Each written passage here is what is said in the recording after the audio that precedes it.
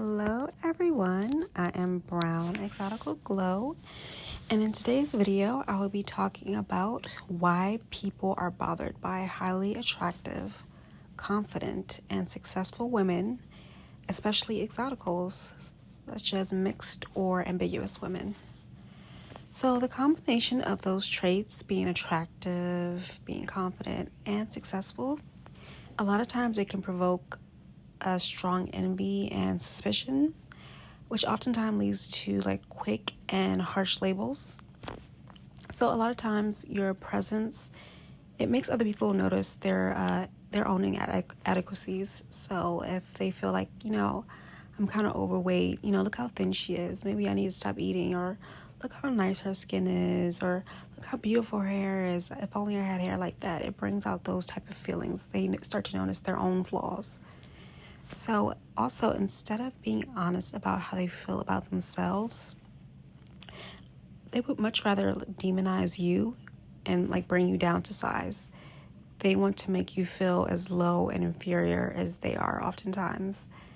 And you being very confident, or you being like very aware of the fact that you're beautiful, that you're attractive, and that you're very desirable, it's very acceptable for men. But oftentimes, it's not really as acceptable for women. Oftentimes, women are demonized for being very confident and knowing that they're beautiful, knowing that they're powerful, knowing that they're desirable, and not trying to, humble themselves. Also, women are expected to be humble and basically pretend like we're unaware of our beauty. Like, be very small, play small, shrink yourself. Be very meek and humble. Don't walk with your head held too high. Don't show off too much. Don't brag too much, or else people think that you're some type of narcissist or something like that.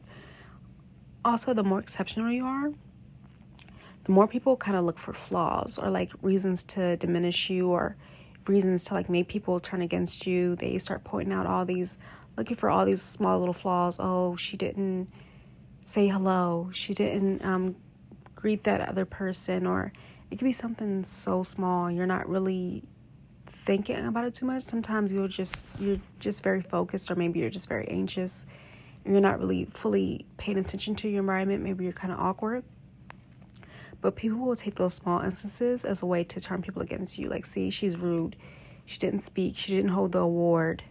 When she walked through the door, she didn't hold the door open for the person, even if you were just in a rush.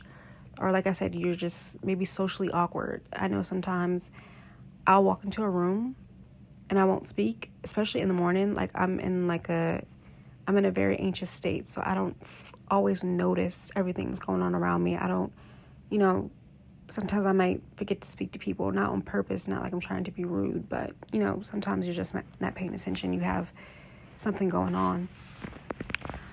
And like I mentioned before, people will be quick to negatively label you as like a narcissist or a whore or a witch. Oftentimes these labels are easy shortcuts. They don't really require any evidence. Nobody could really know if you're a witch or not, or if you're a whore, unless they're in your personal space, and unless they're in your home and they've seen a shrine, or they have video of you in your bedroom. How would they know any of those things are true? So basically, they try to explain away someone's power in a way that makes others feel safer. If others can bring you down to size and take you off that pedestal, then they feel safer. Okay, she's no better than me. I mean, she's worse than me. She's a horrible person. She has no morals. She's a witch. She practices witchcraft. She's evil. She's probably going to hell. That's a way for them to feel better about themselves, to kind of strip away your values. Also, confirmation bias. People love a story that matches their insecurity. They've already kind of placed you on this pedestal. They've already created this whole narrative about you. Oh, she must be conceited. She must think she's better than everyone. So any little story they hear about you, it's a way to say, you know what, see, I was right. I knew she was a mean person. I knew she was a bad person. I know the way she's portraying herself. I know that's not true. She's not confident. She can't sing or anything to tear you down. Often attractive, confident, successful people stand out as different. And that oftentimes makes the collective of people very unsettled. People don't like when you kind of shine, especially if they already feel inferior, they already feel bad about themselves, they don't like how they look in the mirror, they feel basic, they don't feel like they're very beautiful. And then the fact that you're standing out so much and you're shining, your skin, your body, your hair, everything about you is just flawless. It makes people very uncomfortable. And oftentimes you are also a representative of the power they wish to possess. So the freedom that they're afraid to claim and attention they secretly crave. So, people kind of act like, oh, I don't care what anybody has to say about me. I don't really care to do my hair. I don't care about stuff like that. But the fact that you put in that extra effort to make sure your makeup looks nice, to make sure you always go out with your hair looking nice, your nails, it kind of brings out how they really feel about themselves. They don't want to say those things because they don't want to, they want to be humble. So they expect you to be humble. And also, a lot of women secretly desire, sexual validation, or they want people to, look at them as, I feel like everybody secretly wants to feel like they're the Beyonce of their life. They want people to look up to them. A lot of people want a following, maybe not as big as Beyonce, but a lot of people do wish to have some sort of following or some sort of clout. Nobody wants to just go through the world just being ignored and not receiving any validation, no romantic validation, no sexual validation. No one ever looks up to you. No one asks you for advice. I think most people would like at least a bit of that type of attention. If not as famous as Beyonce, at least a little bit of her light. And also this leads to pretty punishment. So a lot of times people's society will feel the need to punish you, especially women, for standing out in ways that others find intimidating or envy-inducing.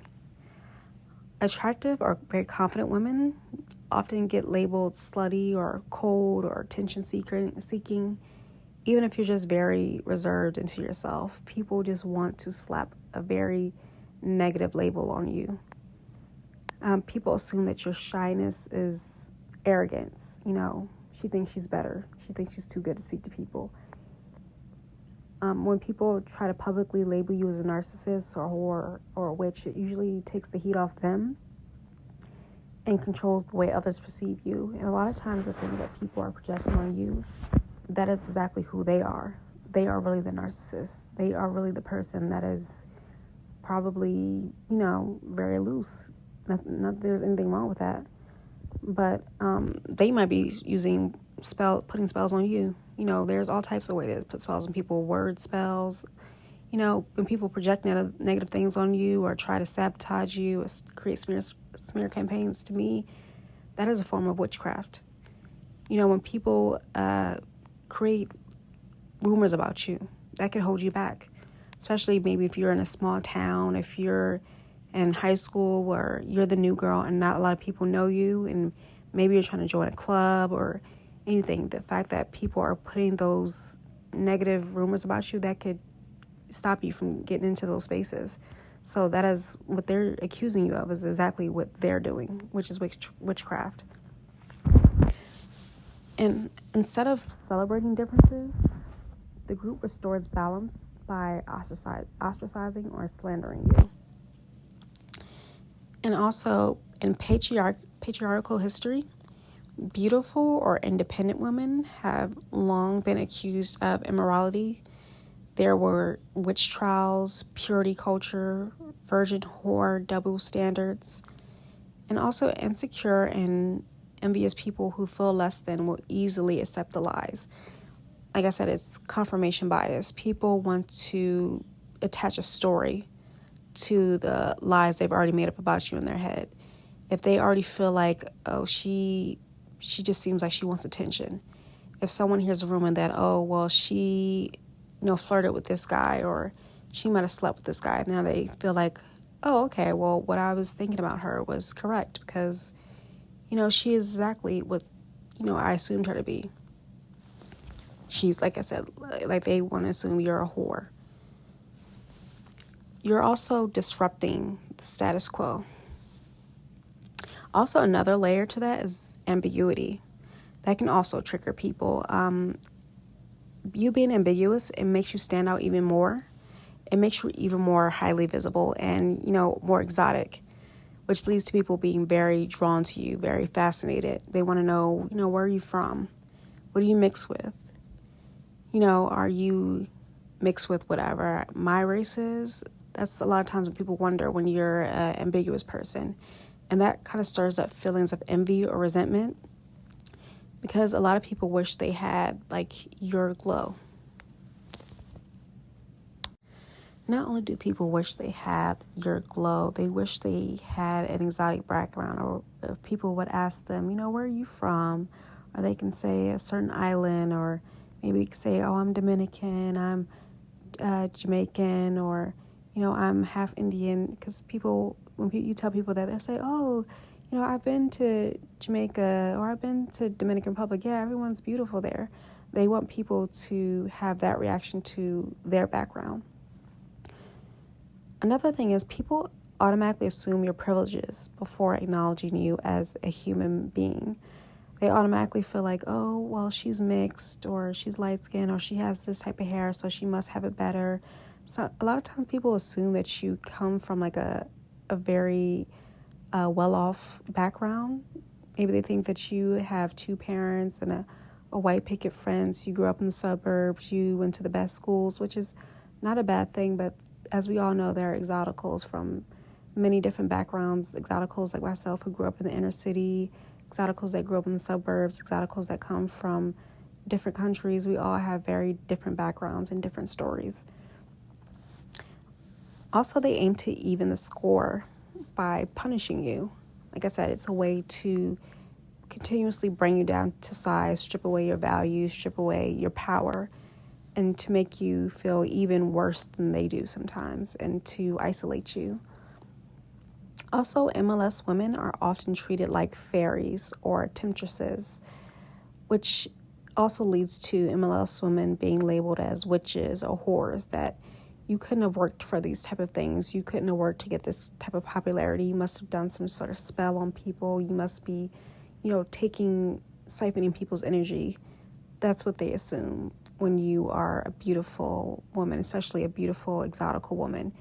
It's no way that you could have this much power over people. But when you are a very attractive woman, especially a very exotic looking attractive people, you do have that sort of power over people. It's just something that you're naturally blessed with. You don't have to do any type of witchcraft or any type of convincing people that you're great. People just naturally give you that attention. You have the halo effect. Also, people are quicker to label you as a narcissist based on you just being confident and successful.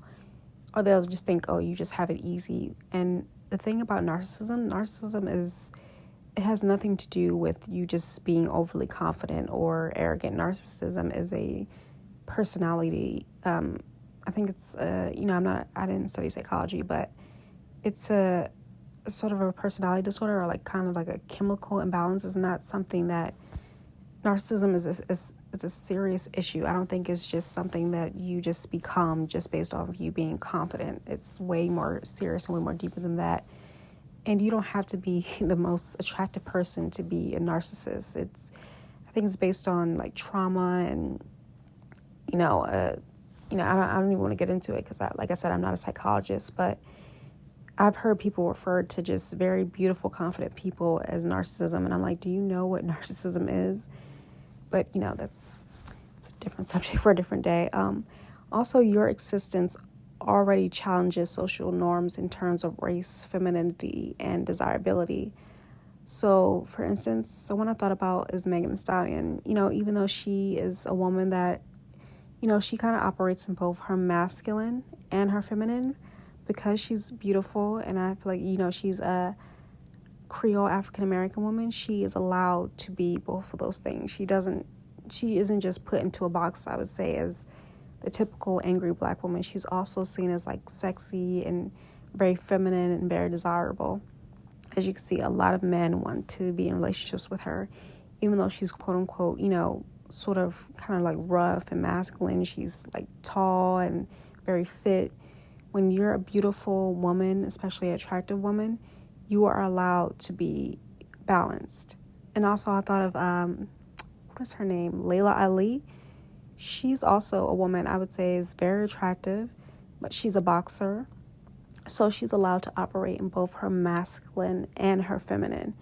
And when you're an attractive woman, you are allowed to be both. You don't have to just be put in a box. And a lot of women don't have that privilege. Women that aren't as attractive, they don't have the privilege of being masculine or strong and still being seen as very attractive and feminine, and men still desiring them. And that creates a lot of jealousy and envy.